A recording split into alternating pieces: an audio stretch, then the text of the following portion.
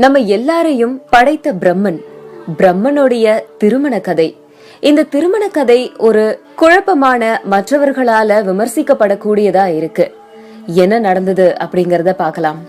அதாவது, சரஸ்வதி அப்படிங்கிற ஒரு பெண் பிரம்மனுடைய சரீரத்திலிருந்து உருவாக்கப்பட்ட பிறகு அவளுடைய அழக கண்டு அந்த பிரம்மனாலேயே மோகிக்கப்பட்டு அவங்கள புணர அழைக்கும் போது பிரம்மனை தன்னோட தகப்பன் அப்படின்னு கருதி அதுக்கு உடன்படாம பெண் மான் உருவெடுத்து அவங்க ஓட, திரும்பவும் பிரம்மன் ஆண்மான் உருவெடுத்து அவங்கள பின்தொடர, சிவன் அந்த நேரத்துல வேடன் உருவெடுத்து ஆண்மான கொல்லவும், பிறகு சரஸ்வதி அழுதுகிட்டேயே சிவபிரானால மறுபடியும் உயிர்ப்பிக்க செஞ்சு பிரம்மனுக்கு மனைவியா சம்மதிச்சதா சரஸ்வதி உற்பவ கதைகள் சொல்லுது. அதாவது, தன்னை பெற்றெடுத்த தன்னோட தகப்பனையே மணந்துகிட்டவங்க சரஸ்வதி அப்படின்னு ஆகுது. அதே மாதிரி இவருக்கு இன்னொரு கதையும் இருக்கு. திருப்பார்கடலை கடையும் போது அதுல இருந்து வெளிவந்த சரஸ்வதி தேவியையே மணந்துகிட்டாரு அப்படிங்கிற கதைதான்.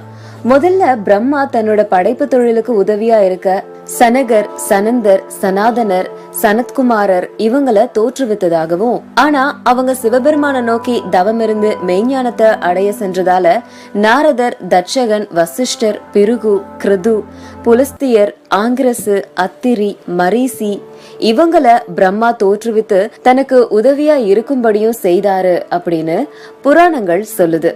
பிரம்மாவோட படைப்பு தொழிலுக்கு பின்னாடி என்ன இருக்கு அப்படின்னு பார்த்தா, பிரம்ம புராணத்தின்படி பிரம்மா சுயம்புவா தோன்றி பூமியையும் சொர்க்கத்தையும் படைத்தாரு அப்படின்னும், ஆகாயம், திக்குகள், காலம், மொழி, உணர்வுகள் இது எல்லாத்தையும் பூமியிலையும் சொர்க்கத்திலையும் உருவாக்கினாரு. தன்னோட மனதிலிருந்து மரீசி, அத்திரி, அங்கிரிசர், புலஸ்தியர், புலகர், கிரது, வசிஷ்டர் இந்த சப்த ரிஷிகளையும் படைத்தவர்.